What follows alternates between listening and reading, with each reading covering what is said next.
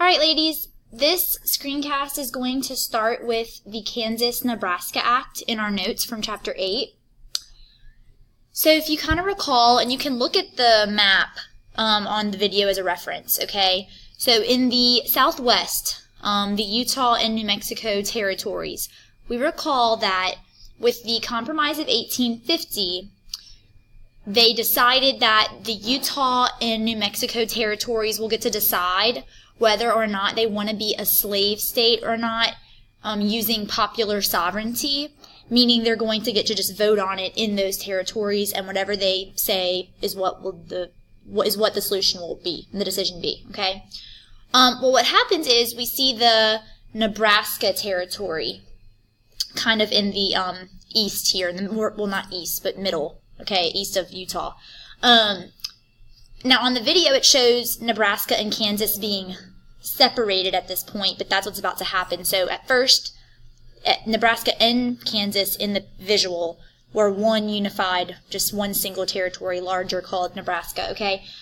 What the Nebraska territory decides is, hey, how come Utah and New Mexico get to decide whether or not they want to be a free state or a slave state? How come we have to listen to this Missouri Compromise line that Henry Clay put in place several years ago?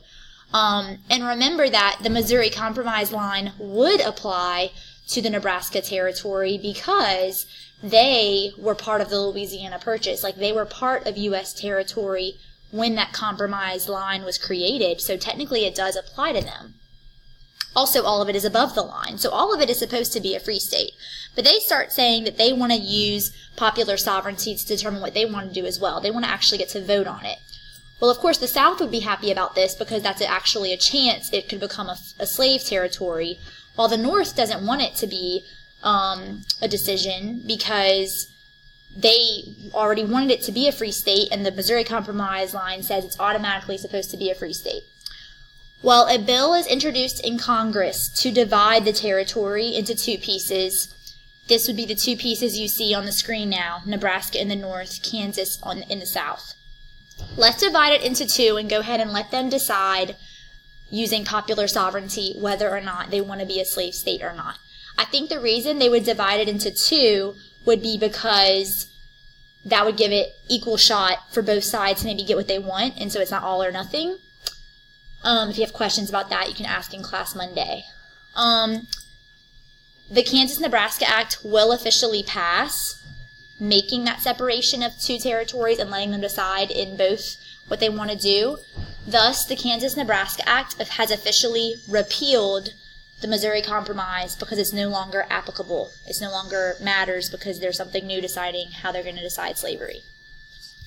Now, things are going to first get very violent in Kansas because Kansas is going to be applying for statehood first, and they're going to have votes in Kansas, just like they were scheduled to decide whether or not they want to be a pro or anti-slave state. Do they want to allow slavery, or do they want to abolish it and prohibit it?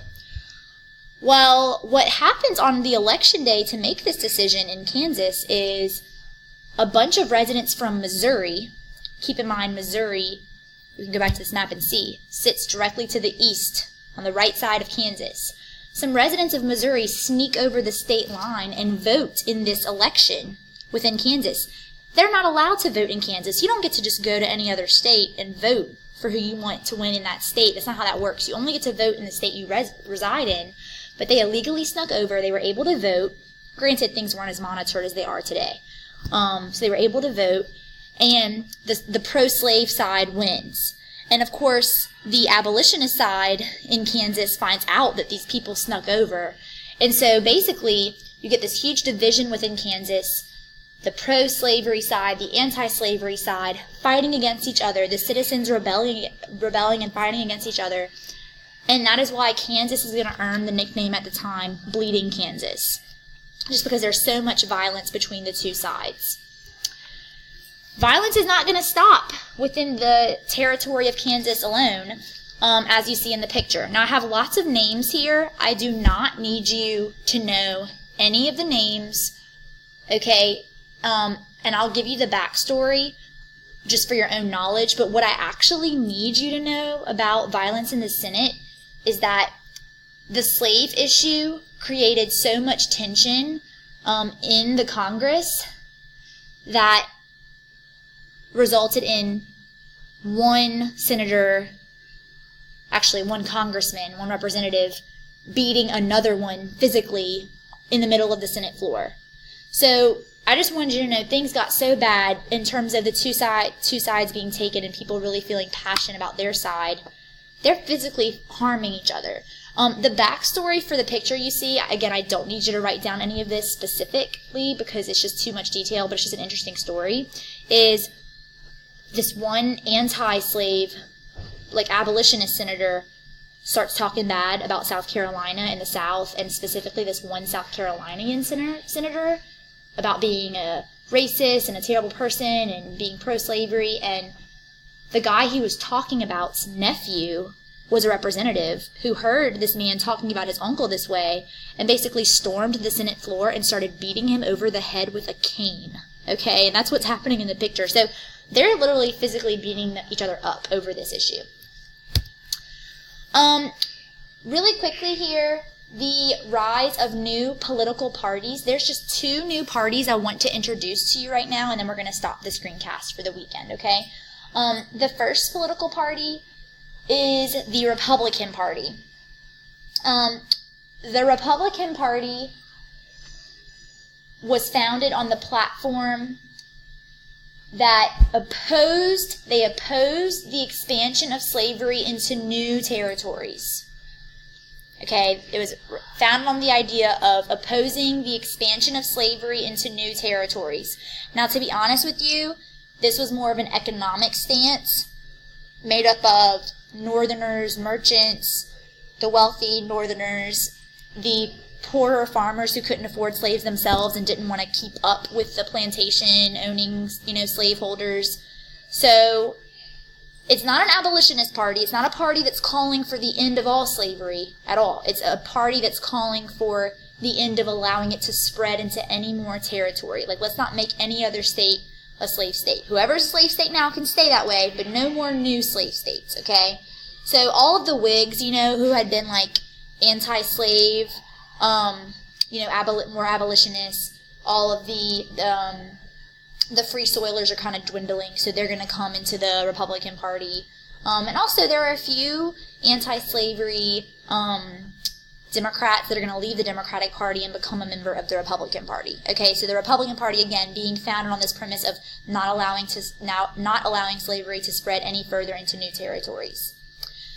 The American Party was a third party, and they were anti-immigrant, anti-Catholic.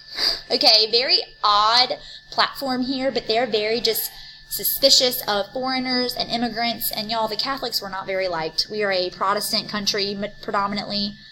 People thought the Catholics were crazy.